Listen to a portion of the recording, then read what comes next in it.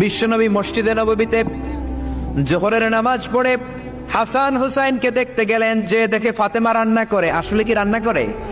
চুলার মধ্যে পাতিল দিয়ে পানি গরম করে আর হাসান হুসাইনকে বুঝ দেয়, ঠিক কিনা? বিশ্বনবীর পায়ের আওয়াজ শুনে ঘুমন্ত হাসান আর হুসাইন জেগে গেল। দৌড়ে এসে নানাজিকে ঝাপটে ধরে ডেকে বলে, নানাজি গতকাল কেন দেখতে আসলেন না? আজকে দুপুর হয়ে গেল, বিকেল হয়ে যাচ্ছে, এখন বুঝি আপনি দেখতে আসার সময় হলো?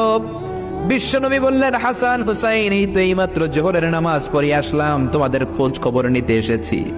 হাসান আর হুসাইন বলল, কি খোঁজ খবর নিবেন?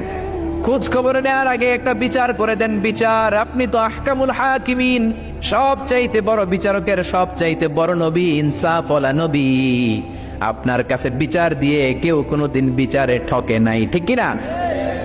আপনি একটা বিচার করেন। বিশ্বনবী বললেন, কিসের বিচার? হাসান বলে, নানাজি আপনার মেয়ের নামের বিচার, ফাতেমার নামের বিচার। বিশ্বনবী বললেন, ও হাসান, আমার মেয়ে ফাতেমার আবার কি বিচার? কি অপরাধ আমার ফাতেমার? হাসান হুসাইন চোখের পানি ছেড়ে দিয়ে ডেকে বলে, নানাজি আপনার মেয়ে আমাদেরকে খাবার দেয় না কেন? খাবার দেয় না কেন? বিচার দিলাম, গতকাল সারাদিন বলেছে রাত্রিবেলা খাবার দিবে, রাতে খাবার দেয় নাই। আমাদেরকে বলেছে তোমরা ঘুমিয়ে যাও, আমি রান্না করি, সকালে দিব। ঘুমিয়ে গেলাম, সকালবেলায় খাবার চাইলাম, আপনার মেয়ে ফাতেমা তখন আমাদেরকে খাবার দেয় না। দাদা, আমরা ছোট্ট দুইটা মানুষ ক্ষুধার জ্বালায় বেহুশ হয়ে যাই, আর সহ্য করতে পারি না, আপনার মেয়ে খাবার দেয় না। দুপুর হয়ে গেল, দুইজনে কান্নাকাটি করে আপনার মেয়ে এখন পর্যন্ত আমাদেরকে খাবার দেয় নাই। আমরা দুজন তো আর সহ্য করতে পারি না, কেন আপনার মেয়ে আমাদের সাথে এমন করে? আপনার কাছে বিচার দিলাম, আপনি বিচার করেন। বিশ্বনবী আর কি বিচার করবেন? ধা ধা করে বিশ্বনবী চোখের পানিগুলো ছাড়েন, হুসাইনকে জড়িয়ে ধরলেন, হাসান রে জড়িয়ে ধরলেন, ডেকে বললেন, হাসান রে কাছে আয়। বিশ্বনবী শাম দেশের জুব্বা পড়তেন, শাম দেশের জুব্বাটা উপরের দিকে উঠালেন, হাসান রে দেখালেন, এই তো দেখ তোর নানার পেটের মধ্যে 3টা পাথর বাঁধা।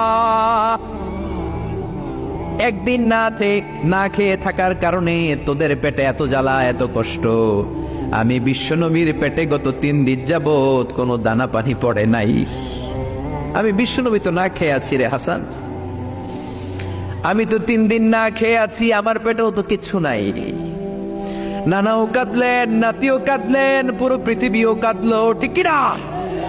ওই কঠিন ক্ষুধার দিন, ওই কঠিন দুর্ভিক্ষের দিন বিশ্বনবী যদি তার স্পেশাল দোয়াটা করতেন, জান্নাত থেকে জিব্রাইলকে দিয়ে খাবারের বস্তা পাঠিয়ে দিত কে? ওই দিনও বিশ্বনবী দোয়াটা করে নাই।